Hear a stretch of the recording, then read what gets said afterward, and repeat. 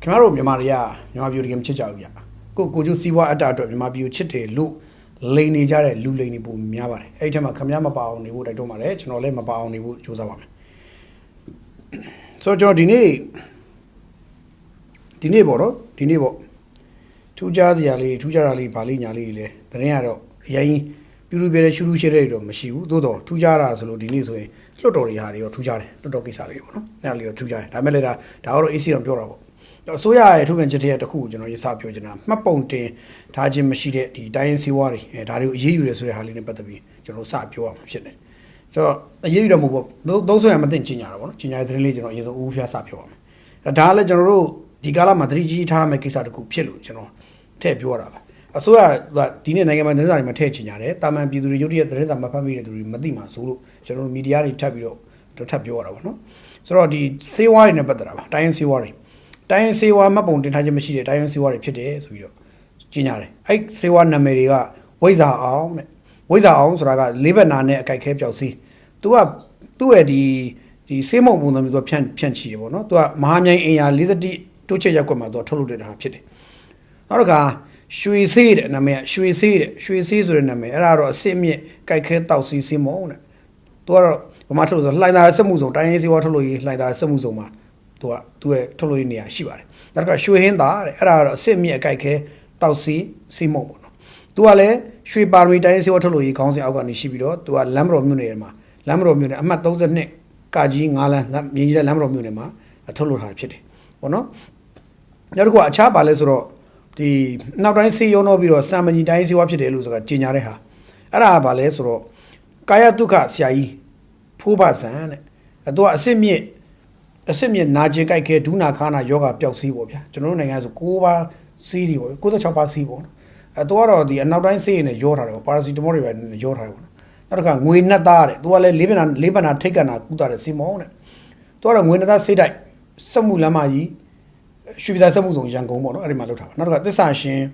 စီးတိုက်ရွှေပြည်သာစက်မှုဆောင်သူကအစစ်မြစ်ကြိုက်ခဲနောက်မေတ္တာရှင်တဲ့နော်မေတ္တာရှင်ကလည်းသူကလည်းအဲ့လိုပဲလမ်းမတော်မှာလောက်တာသူကလမ်းမတော်ဆိုတော့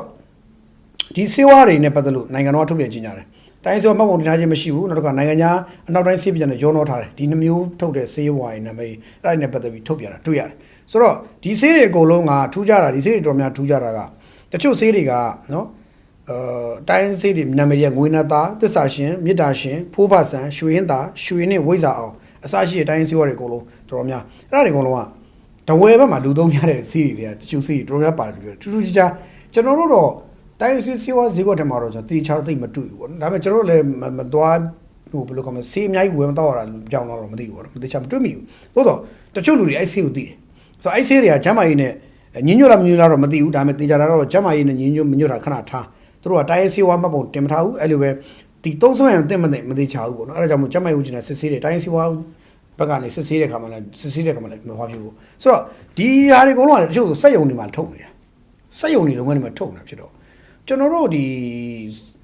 ကျမ်းမာရေးဦးကြီးဌာနအနေနဲ့လည်းဒီဆေးဝါးထုတ်နေတဲ့တိုင်းဆေးပြန်ထုတ်နေတဲ့ဟာတွေနဲ့ပတ်သက်တယ်တေချာစစ်ဆေးမှုမရှိဘူးဆိုတာပေါ်လွင်သွားတာပေါ့ထုတ်နေတာမိနစ်တစ်နေ့မှာထုတ်တာလည်းမဟုတ်ဘူးဒါရက်ပေါင်းများစွာလာပေါင်းများစွာထုတ်လာခဲ့ဈေးကွက်ထဲမှာနှစ်ကိုမနေဘူးရှိနေတာအခုမှထပြီးကျင်ညာတယ်ဆိုတော့နည်းနည်းတော့စဉ်းစားကြတော့ကောင်းတာပေါ့ဗျာဒီအစောပိုင်းထုတ်နေတဲ့ကိစ္စတွေကတော့အစောပိုင်းလူတွေဘယ်တော့သုံးနေပြီဈေးကွက်ထဲမှာဘယ်တော့ပြန့်နေလဲမသိဘူးအဲ့တော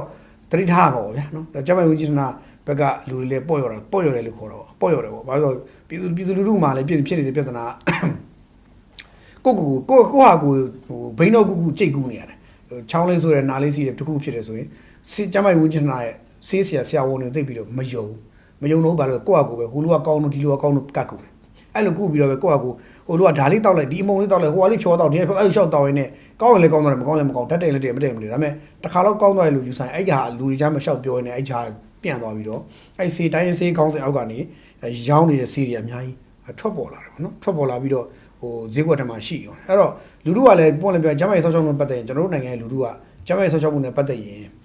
ကျမ်းမာရေးဝန်ကြီးဌာနရဲ့ဒီကျမ်းမာရေးဆောက်ရှောက်မှုအပြည့်အဝကျွန်တော်တို့မရဘူးနိုင်ငံတော်ကပတ်စံတွေအကုန်ကြခံပြီးတော့ဆရာဝန်တယောက်ကိုပတ်စံတွေအကုန်ကြခံပြီးတင်ပေးထားတယ်တိုင်းဆေးပညာနဲ့ပတ်သက်ပတ်စံတွေအများကြီးကုန်ပြီးတင်ပေးထားတယ်ဒါပေမဲ့အဲ့ဒီလူတွေစီကနေပြန်ရတဲ့ပြည်သူလူထုအပေါ်မှာသူပြည်သူလူထုကျမ်းမာရေးဆောက်ရှောက်စေချင်လို့အဲ့ဒီပြန်ရတဲ့ဟာအပြည့်အဝရပါသလားမရဘူးအဲ့တော့တချို့စိတ်ထားကောင်းတဲ့ဆရာဝန်တွေရှိသလိုစိတ်ထား မကောင်းတဲ့ဆရာဝန်တွေလည်းရှိတယ်တကယ်စိတ်ထားကောင်းလို့တဲ့ကျမကြီးဝန်ထမ်းတွေရှိတယ်လို့စိတ်ထားမကောင်းတဲ့ကျမကြီးဝန်ထမ်းတွေလည်းရှိတယ်အဲ့တော့စိတ်ထားကောင်းတဲ့ကျမကြီးဝန်ထမ်းတွေကိုတော့ကျွန်တော်အမြဲတမ်းနှလုံးလှတဲ့ဆရာဝန်တွေဖြစ်နေဥညွတ်ပါတယ်ဒါပေမဲ့အတပြားနောက်လျှောက်လိုက်အရှိန်ဝါနောက်လျှောက်လိုက်ငွေကြီးဂုံထွက်တွေနောက်လျှောက်လိုက်တဲ့ဆရာဝန်မျိုးတွေကြတော့ကျွန်တော်တို့ကဘယ်လိုပဲဖြစ်ဖြစ်လေးစားလို့တော့မရဘူးပြအဲ့ဒါတော့ရှိတယ်အဲ့တော့ကိုဆရာဝန်တွေလည်းမေးခွန်းပြထုတ်ဖို့လိုတော့ပဲဆရာဝန်တွေဖြစ်နေဆရာဝန်ကုတ်ဝတ်ထိုင်ငါတို့ကအတပြားဆရာဝန်တွေလားငါတို့ရှိမှကျမကြီးကူတာဆောက်ချောင်းမှုလာတဲ့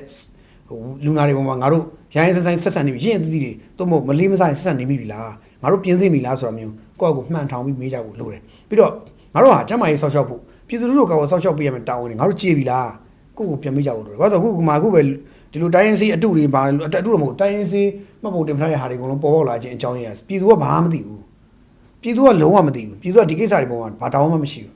ပြည်သူကလေဒါကပြည်သူလူကိုမင်းတို့တွေ့ရစီရှောက်တောက်နေတယ်ပဲသွားပြောအဲ့ပြည်သူကသိမှမသိတာမသိတဲ့အားကြီးကိုသူကအပြစ်ထိုင်တင်လဲပြည်သူခင်ဗျာတို့အပြစ်တင်လဲခံရအောင်ပဲရှိတာခင်ဗျားတို့လိုမှပညာမတတ်တာခင်ဗျားတို့လိုမှတချို့သူဆေးပညာနားမလဲတာနားမလဲတဲ့အတွက်ခင်ဗျားတို့ပြောကျွန်တော်တို့တော့ဆေးပညာနားမလဲတဲ့ခါကျတော့ဆရာဝန်တွေပြောရင်ဟုတ်လို့လောက်ရတာအဲ့တော့ဆရာဝန်တွေကပဲဒီကိုယ်နိုင်ငံမျိုးမှာရှိနေတဲ့ဖြန့်ချီနေတဲ့ဖြန့်ဝင်နေတဲ့ဆေးတွေကိုဆရာဝန်တွေကပဲထိန်းချောင်းရမယ်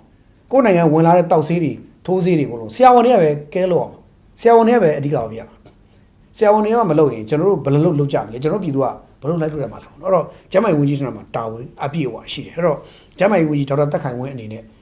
အခုဒီရွေးကောက်တင်မြှောက်ခံရတဲ့ဝန်ကြီးဖြစ်လာပြီပေါ့နော်အဲ့တော့ကိုယ့်ရဲ့ကျမ်းမာရေးစက်တာတစ်ခုလုံးကိုလက်ထဲမှာတည်တည်ချာလောက်ခွင့်ရနေတဲ့အချိန်မှာဘယ်လောက်ထိ reform လုပ်ပေးသွားခဲ့မလဲဆိုတာကိုစောင့်ကြည့်မယ်ဒါပေမဲ့ပုံမှန်လည်းပြောရရင်တစ်ဖက်မှာကျွန်တော်ဒီလိုပြောနေမယ်ကျမ်းမာရေးဝန်ကြီးဌာနလေကျွန်တော်ကြီးစရာလေးပဲမှတ်ပါကျွန်တော်တို့မကြခင်မှာတိတ်မကြခင်မှာကျွန်တော်တို့ဂျာနယ်မှာဖော်ပြဖို့ရှိတယ်။ဘာလဲဆိုတော့ကျမ်းမာရေးဝန်ကြီးဌာနမဖြေသောမေခွန်းများဆိုပြီးဖော်ပြဖို့ရှိတယ်။ဂျာနယ်မှာဖော်ပြဖို့ရှိတယ်မကြခင်မှာကျမ်းမာရေးဝန်ကြီးဌာနကိုကျွန်တော်တို့မေခွန်းပေးပို့ထားတာရှိတယ်။ဘယ်နှလကြာပြီထင်လဲ။ကျွန်တော်တို့သတင်းမီဒီယာကျင့်ဝတ်ဥပဒေမှာသတင်းမီဒီယာဥပဒေမှာဝန်ကြီးဌာနကိုတရားဝင်မေးမြန်းလာတဲ့အခါတရားဝင်ဆက်သွယ်မေးမြန်းလာတဲ့အခါတရားဝင်မီဒီယာတွေတရားဝင်ဆက်သွယ်မေးမြန်းလာတဲ့အခါမှာတို့ကစောလင်စွာပြန်လည်ဖြေကြားပေးရပါပြောတယ်။စောလင်စွာဖြေကြားပေးရမယ်ဖြေကြားပေးတဲ့ဖြေကြားပေးရမယ်ဆိုတာမျိုးနောက်တစ်ခုကဒီဘာလဲဆိုတော့ဖြစ်နိုင်တော့ဗောဗျာသူတို့24နိုင်တစ်ပတ်ဒါမျိုးချိန်ယူရတာဗောရပါတယ်တချို့ကဒီတိုင်းတစ်ပတ်လောက်ယူရတယ်โอเคဆောလင်စွာဖြေချပေးမယ်အဲ့တော့ကျွန်တော်တို့ကလည်းဆောလင်စွာဖြေချပေးမယ်လို့ယူဆလို့ယုံကြည်လို့မိကုန်းလေးပို့လိုက်တာတော်ကိုဆောလင်စွာပဲလုပ်နေတာဖြစ်မယ်ဗျရွေးကောက်ပွဲမတိုင်မီကလေးကပို့ထားတဲ့မိကုန်းကအခုထိအဲ့မိကုန်းပြန်မဖြေသေးဘူးအဲ့တော့ကျွန်တော်တို့ကဘာလုပ်ရမလဲဆိုတော့ကျမ်းမာရေးဝန်ကြီးဌာနမဖြေချတော့မိကုန်းများ3လကြော်ကြာတဲ့အထိမဖြေချခဲ့တော့မိကုန်းမဖြေချသေးတော့မိကုန်းများဆိုပြီးတော့ကျွန်တော်တို့ပြည်သူလူထုကိုအဲ့အတိုင်းထုတ်လွှင့်ပလိုက်တော့စဉ်းစားနေအဲ့ဒီတိုင်းကျွန်တော်ထုတ်ပြန်မှုစဉ်းစားနေပြီဘာလို့ဆိုတော့ခင်ဗျာဝန်ကြီးဌာနက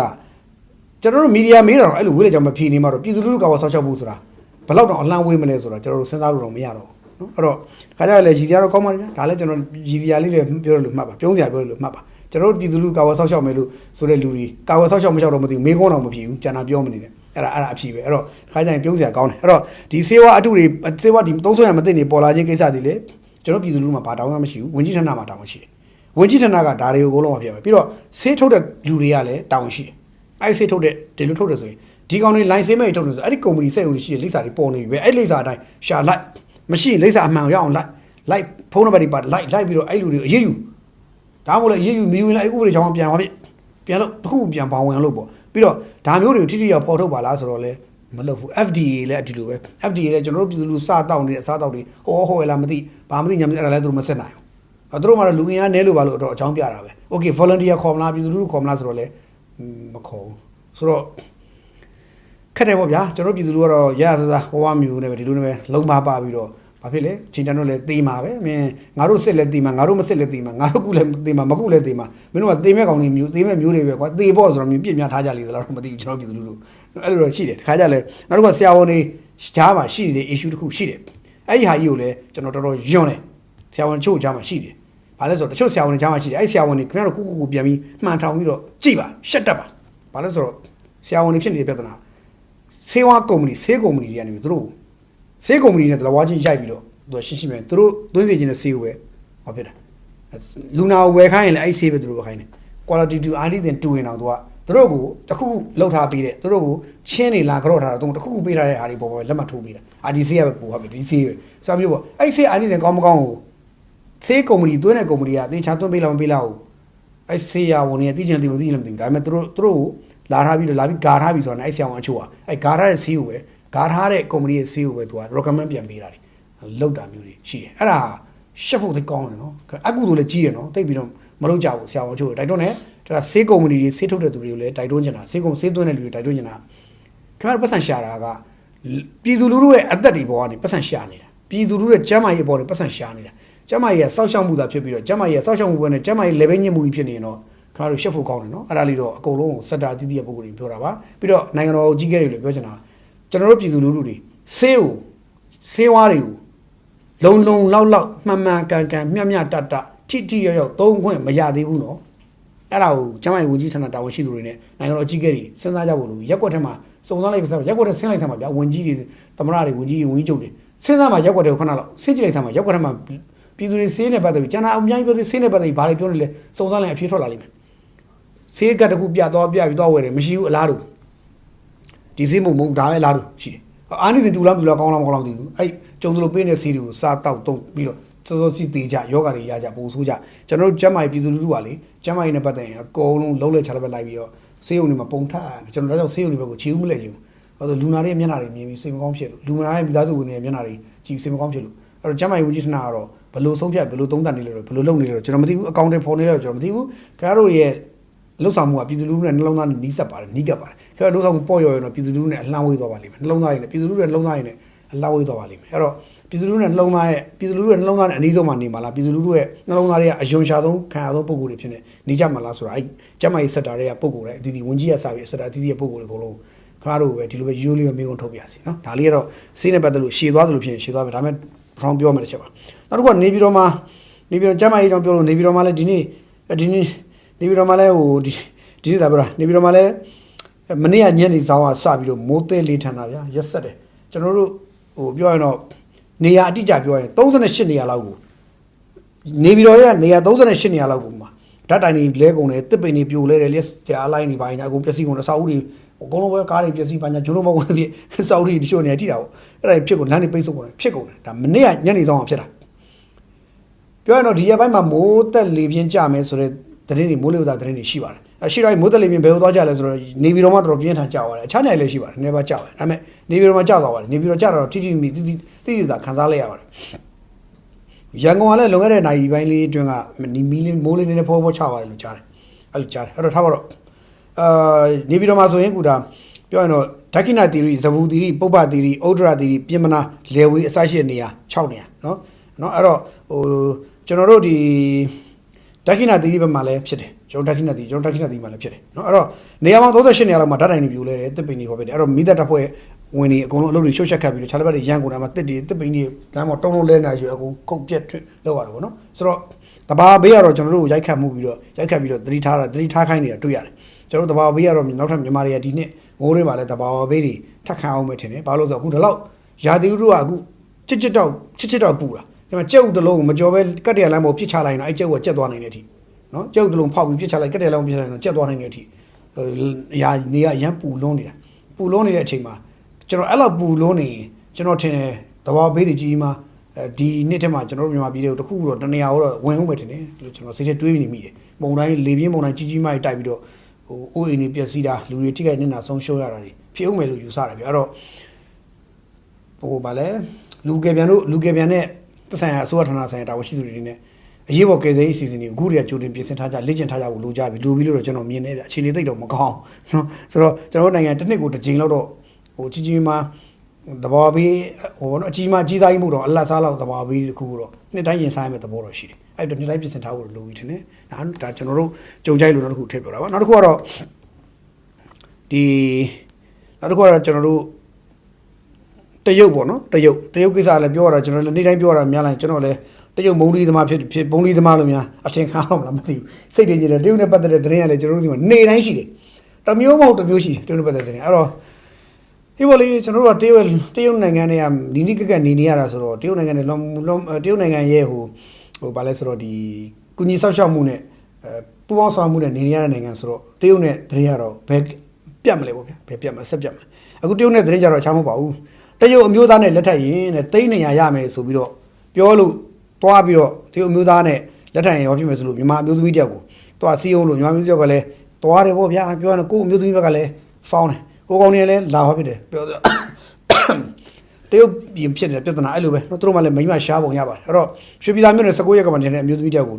တရုတ်မျိုးသားနဲ့လက်ထပ်မယ်ဆိုရင်တဲ့သိန်း200လောက်ရမယ်ဆိုစီယုံလို့စီယုံပြီးတော့လူကုန်ကူဖို့ကြိုးစားတယ်လူကုန်ကြိုးစားခဲ့တယ်ပေါ့နော်သူ့ရဲ့တမျိုးနယ်တဲ့နေတဲ့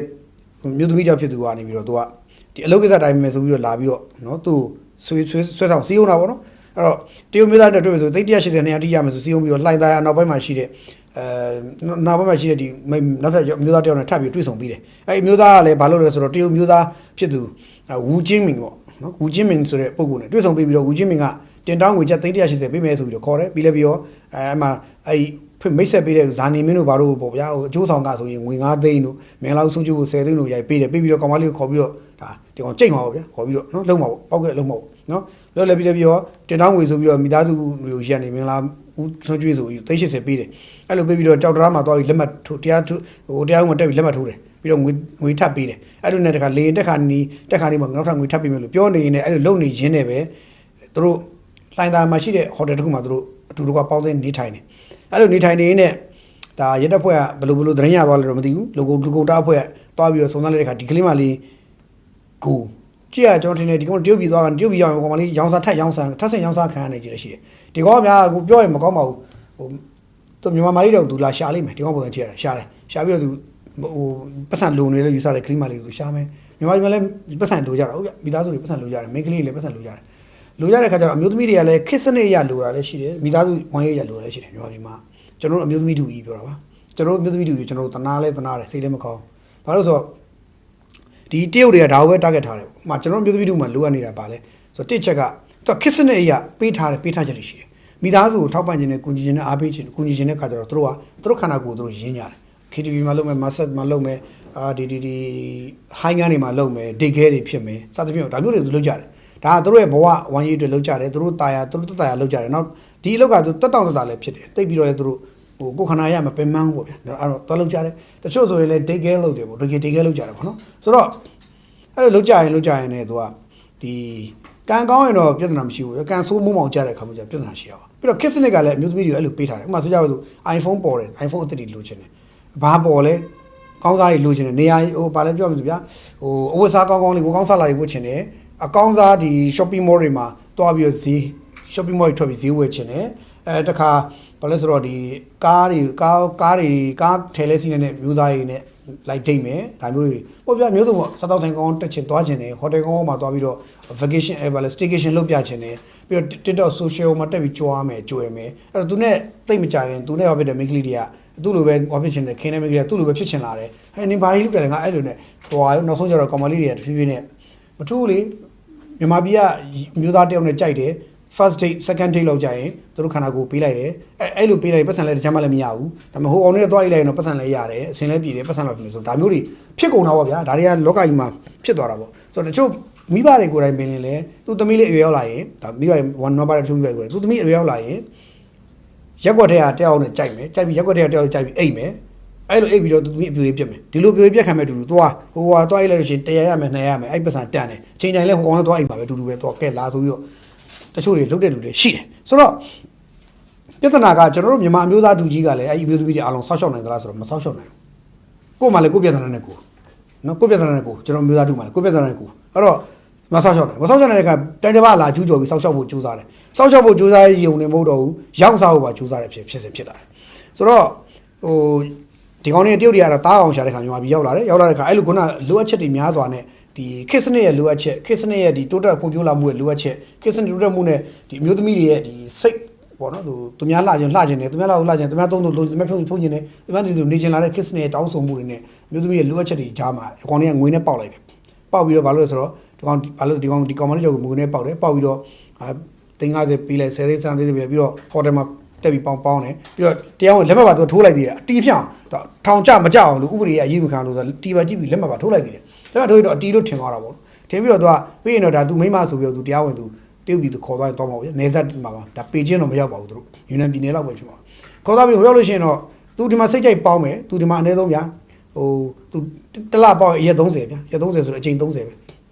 ပြင်းမလို့ရက်30အချိန်30ပဲ နော်ခင်ဗျာတချင်းဟိုမှာဟိုကသွားပြင်တော့တချင်းအပြင်မှာပြည့်စံနဲ့သွားပြင်တော့နေတာမဟုတ်သူကုန်မှာတိတ်ခဲနဲ့သွားခဲ့ရင်တော့ဒိတ်နော်တိတ်ခဲနဲ့သွားဒိတ်ရင်တော့သူဒီကောင်ကုန်မဲ့ပတ်စံမနေဘူးအဲ့တော့ तू ကတရားဝင်ပေါင်းနေဆိုတော့ခေါင်းစဉ်အောက်ကနေတယ်ပြီးဒီစာချုပ်ကဒီမှာတရားမဝင်ဘူးဆိုတဲ့ပုံပေါ့ဟိုလေးရောက်ကိုဟိုကတကောင်စီ तू ပြန်ရောက်စားလိုက်ရင်တကမိမဒါမင်းယူငါရောင်းမယ်ဆိုပြီးတော့ရောင်းစားရင် तू ကဒီကောင်မလေးနဲ့လည်းအိတ်ရသေးတယ်သူလည်းဦးဖျားဦးလေးရယ်ဟိုကောင်လည်းသူပြန်ချင်းထည့်တယ်ပြီးဟိုမှာကလေးမွေးတယ်အဲ့မှာဒုက္ခရောက်တဲ့ကောင်မလေးတွေကမြန်မာမိန်းကလေးတွေကိုဟင်းရွက်ကစုံလုံးမျိုးပေါ့ဗျာသူလည်းစားတယ်သူများလည်းကျွေးတယ်ရောင်းစားတယ်ဆိုအဲ့ကွက်တွေလောက်တာပေါ့ဆိုတော့တော်စိုးစိုးဝါဖြစ်တယ်မြန်မာမျိုးသမီးတွေအတွက်ကြတော့လဲနွမ်းပါတယ်တချို့နွမ်းပါတယ်တချို့ကစ္စနဲ့တောင်းဆိုမှုတွေရှိလာတဲ့အခါရှောက်လို့ရတယ်ဆိုတော့အဲ့တော့ဖြစ်ကုန်တယ်အခုတော့အဲ့ဒီကိစ္စကိုရဲက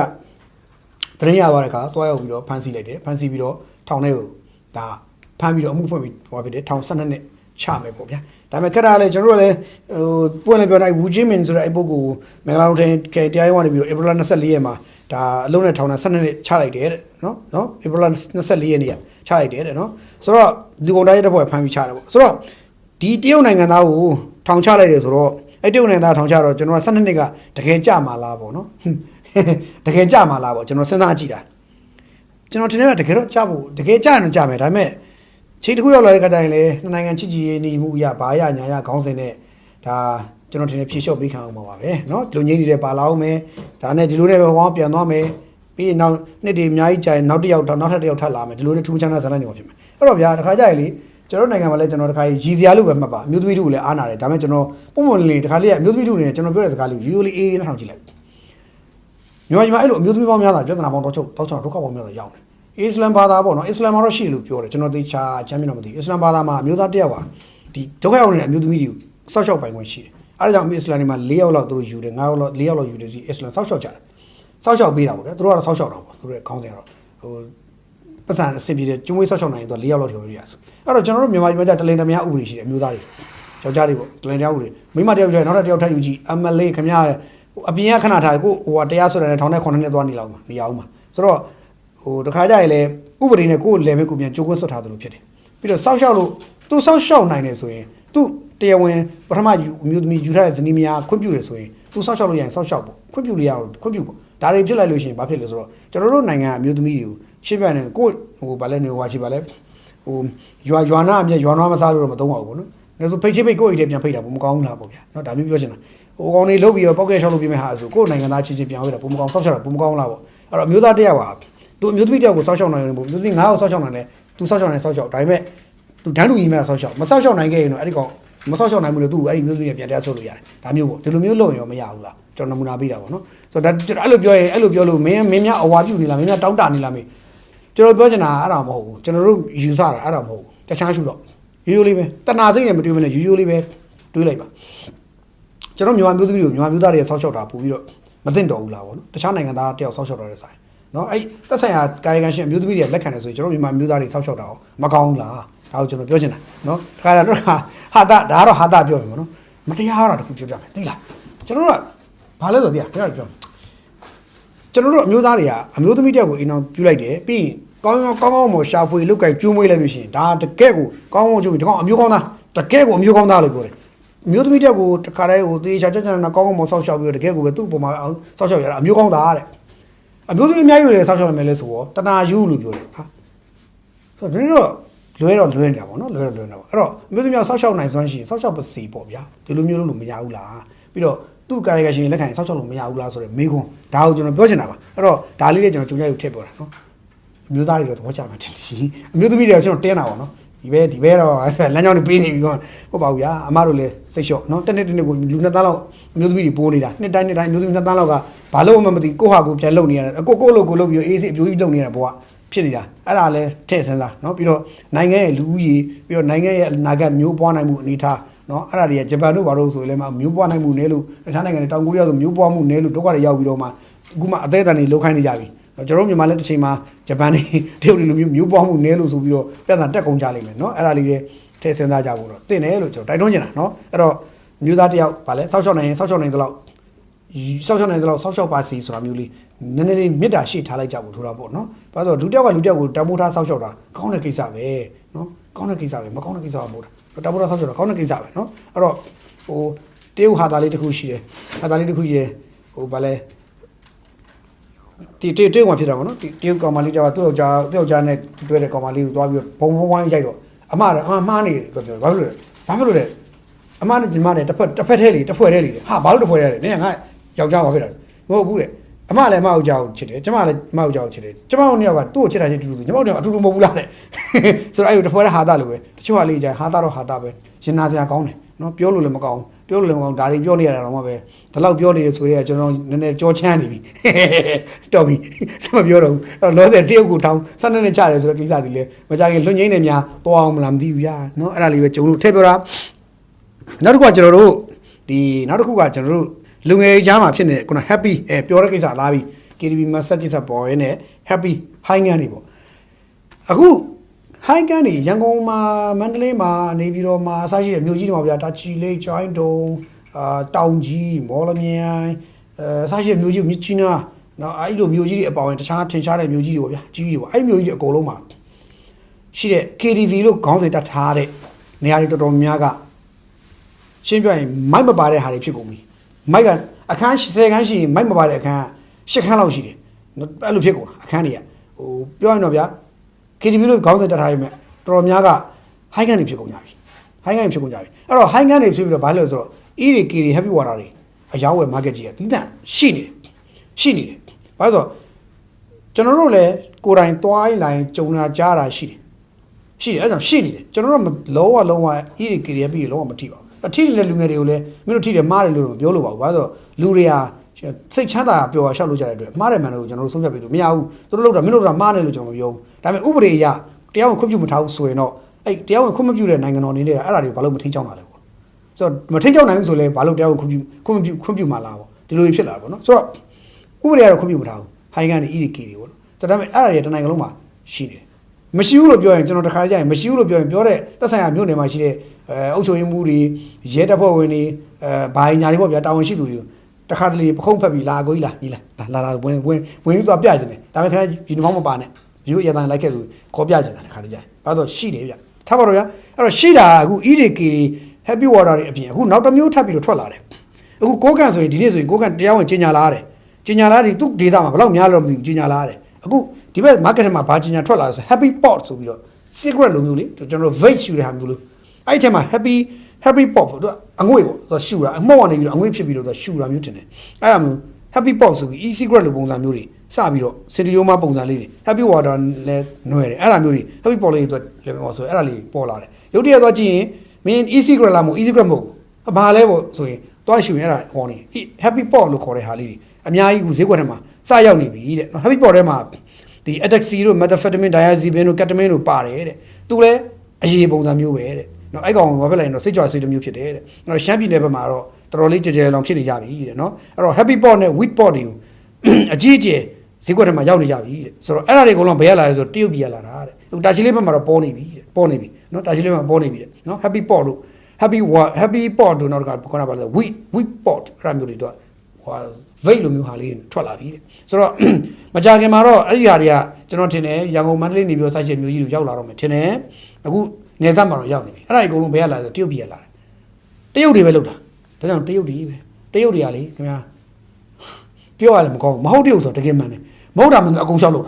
့တာမူရည်စေဝါနဲ့ပတ်စံရှာတယ်ဒီလောင်ကစားမူရည်စေဝါမိန်းမလူကုန်ကူတရားမဝင်လုပ်ငန်းမှန်သမျှနဲ့ပတ်စံရှာတတ်တာအများဆုံးကတရုတ်တွေပဲဆိုတော့ဒီကောင်တွေကပတ်စံရရင်ပြီးရောဘာမှမဆိုလုပ်မယ်ဆိုတော့အဖွဲ့အစည်းရောလူတိုင်ဝမ် community တော့ဖြစ်နေတာသိကြတယ်ဗျတရုတ်တွေကအဲ့တော့ကျွန်တော်တို့နိုင်ငံအနေနဲ့လည်းတော်တော်သတိကြီးထားရတော့မယ်အခင်းချင်းမှာတော့ရှိတယ်အခုကိုကန်ဆိုလည်းသူတို့အမိန့်ကြေညာတာထုတ်ပြန်ရတယ်နော်သူတို့ data ထဲမှာတဲ့သူတို့အထူး data တစ်ထဲမှာရှိရရက်တက်ဖို့ဝင်နေတဲ့နော်ရှီရှာတို့ K powder တို့နော် modify ရှီရှာတို့မလေးရေးတာနော်ရှီရှာတို့ K powder နောက်က modify ရှီရှာအဲ့ဒါတွေကုန်တနေ့သူတို့ data မှာများနေတယ်သုံးတာများနေပြီတဲ့နော် KTV တွေဘားတွေမှာဖြော်ပြရေးကနေမှာအဲ့ဒါတွေအကုန်လုံးမချိမဆန့်ဒလောတွေမွေးဆိုတာရုံတော့ဝင်နေပြီတဲ့အဲ့ဒါတွေအကုန်လုံးသူတရားမဝင်မှာဖြစ်တဲ့အတွက်တတ်မှတ်တယ်အဲ့ဒါကြောင့်မလို့အဲ့လုပ်ငန်းတွေလုပ်တဲ့သူတွေကိုတရားဝင်တားမြစ်တယ်အဲ့လုပ်ငန်းမှာလုပ်တဲ့သူတွေလည်းဖမ်းမယ်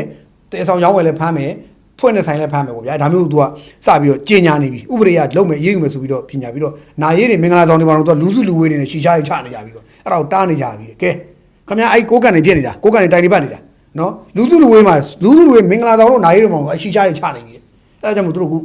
တားနေရတယ်ဆိုတော့သတင်းထုတ်ပြန်လာတယ်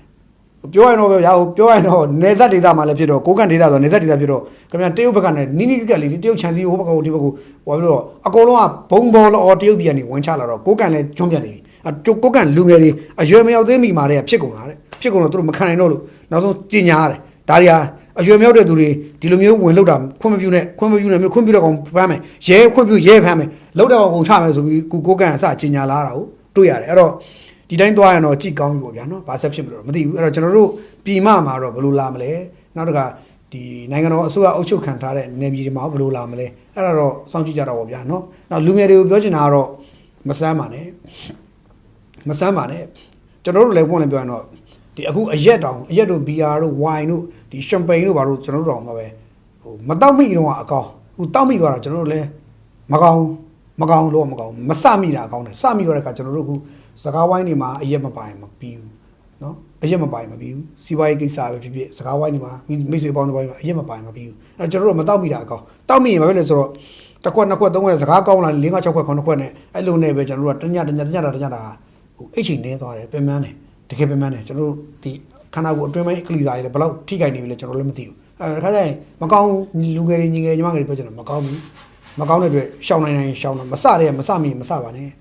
စမိပြီးသွားတဲ့လူတွေလည်းထိညာပါကျွန်တော်လည်းကျွန်တော်ထိမယ်ညီလေးတို့မင်းတို့လည်းထိညာအကိုကြီးတို့မင်းတို့ကဘာမှမဖြစ်လို့ချင်တာလို့တေကတိလူတွေခြားနော်ညီလေးတို့မလုပ်ကြနဲ့ငါလည်းအကိုလည်းမလုပ်တော့ဘူးမလုပ်တော့ဘူးအကိုလည်းရှော့မယ်လို့ပြောတာမလုပ်လို့လည်းမရပြန်ဘူးစီးပွားရေးလူမှုရေးဘာရေးညာရေးမှာပါတယ်ဗျစီးပွားရေးလူမှုပါတယ်ကျွန်တော်တို့လည်းတွေးကြည့်တာတော်သေးတော့မွေးစီးပွားတို့ဘာလို့ဆိုတာကျွန်တော်တို့အတွက်အနေအများလုံးလှတဲ့အတွက်ကျွန်တော်ဆိုရင်တော့မွေးစီးပွားထိတ်ကိုမထိတာဆက်လေးလည်းကျွန်တော်မတောက်ဘူးကောင်းလည်းမစားဘူးဒါပေမဲ့ပြဿနာအရက်နဲ့ဘီယာနဲ့ရှမ်ပိန်တို့ဝိုင်တို့ကတော့သွားစမိတော့ပြဿနာတက်ကောကျွန်တော်တို့မှာအခုမှကျွန်တော်နောက်ပြန်ဆုပ်ဖို့ကကျွန်တော်တို့နောက်ပြန်မဆုပ်နိုင်သေးဖြစ်နေတယ်နော်အဲ့လိုဖြစ်နေတယ်နော်ဒါလေးကတော့ကျွန်တော်ထည့်ပြတာနောက်တစ်ခုကတော့ကျွန်တော်တို့မြန်မာနိုင်ငံအတွက်တော့ထူးခြားတဲ့ကိစ္စတွေတခုဖြစ်လာတယ်အဲ့ဒါဘာလဲဆိုတော့အမေရိကန်ကိုမြန်မာနိုင်ငံကပေါ်ဆန်းဆန်နေပို့ဖို့ကိစ္စစတင်စ조사နေပြီဆိုတဲ့သတင်းကြားတော့ကျွန်တော်တော့ဝမ်းသာတယ်အမေရိကန်နဲ့မြန်မာကြားမှာသတင်းအစထွက်လာပြီဒါအသိကောင်းတဲ့ကိစ္စဖြစ်တယ်အဲ့တော့ဘယ်သူတွေကပို့မှာလဲဆိုတော့မြန်မာနိုင်ငံစံစဘာအဖွဲ့ချုပ်ကဒါကိုစပြီးတော့ညှိနှိုင်းတိုင်ပင်နေပြီပြောရရင်တော့ကိုရဲမင်းအောင်တို့အုပ်စုဥဆောင်နေပြီစ조사နေပြီဆိုတော့ကျွန်တော်တော့ဘာပြောကိုရဲမင်းအောင်တို့အဖွဲ့တွေကိုအားပေးပါတယ်တစ်ချိန်တော့ကျွန်တော်ကိုယ်တိုင်သူတို့ဝေဖန်နေပြောဆိုတယ်အခုဒီကိစ္စမျိုးကြတော့ထောက်ခံတယ်ကြိုးဆိုတယ်အားပေးတယ်ဒါပုံမှန်လည်းပြောတာအဲ့တော့မြန်မာနိုင်ငံကထွက်တဲ့ပေါ်ဆန်းဆန်ကိုအမေရိကန်နိုင်ငံကိုပို့နိုင်ဖို့အတွက်တရားဝင်တင်ဖို့ရောင်းချနိုင်ဖို့အတွက်ညှိနှိုင်းစည်းဝေးကျင်းပခဲ့တယ်တဲ့မြန်မာလဲဆိုတော့ Los Angeles မြို့မှာရှိတဲ့မြန်မာကောင်စစ်ဝင်ချုပ်ဖြစ်တဲ့ဒေါ်ဝင်းလက်ဖြူနဲ့အဖွဲ့ဟာတဲ့နော်ဒေါ်မြန်မာစံသားတချုပ်ကမြန်မာပေါ်ဆန်းဆန်တွေတင်ဖို့အတွက်စီးပွားကူတာတာဝန်ရှိသူတွေဥဆောင်ပြီးတော့28ရက်နေ့မနေ့ရပေါ့နော်မြန်မာစံတော်ချိန်29ရက်နေ့ပေါ့ဒီနေ့ပေါ့ဒီနေ့မနေ့အစောကြီးမှာလူတွေရော online တွေရောညှိနှိုင်းစည်းဝေးလုပ်တယ်တဲ့ဘယ်လဲဆိုတော့အမေရိကန်နိုင်ငံဘက်ကနော်အမေရိကန်အခြေစိုက်Well Luck Company တဲ့ Well Luck Company တဲ့အမေရိကန်ခြေတဲ့ Well Luck Company ကတာဝန်ရှိသူတွေနဲ့မြန်မာဘက်ကစံသွားအသင်းချုပ်ကဥက္ကဋ္ဌဦးရဲမင်းအောင်နဲ့ဒီတာဝန်ရှိသူတွေမြန်မာအစိုးရဘက်ကတာဝန်ရှိသူတွေဟိုဘက်ကကောင်စစ်ဝင်ချုပ်တာဝန်ရှိသူတွေအကုန်ချိတ်ဆက်ပြီးတော့မြန်မာပေါ်ဆန်းဆန်ကို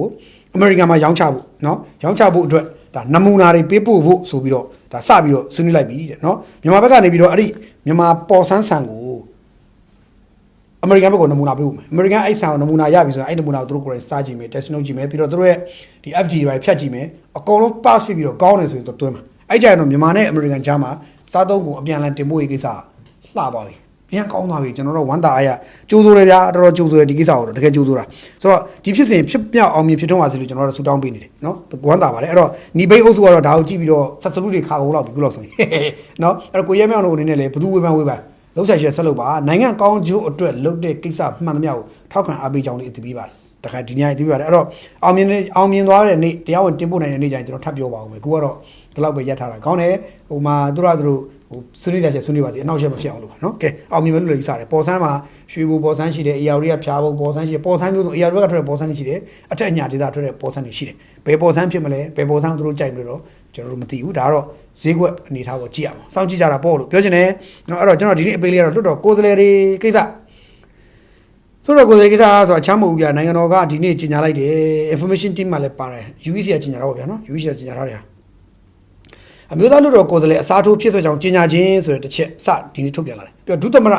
နှစ်ဖြစ်တဲ့ဒေါ်နန်းနေနေပါပါတယ်သူတို့နေအစားထိုးပြီအဲ့ဒါဘာလို့ဆိုတစ်ချက်ကအမျိုးသားလွတ်တော်ကိုယ်စားလှယ်ဖြစ်သူတဲ့နော်ပြည်ခိုင်ရေးပါတီကဦးမြင့်ကြိုင်နဲ့လက်ရှိလာဘကဝန်ကြီးပေါ့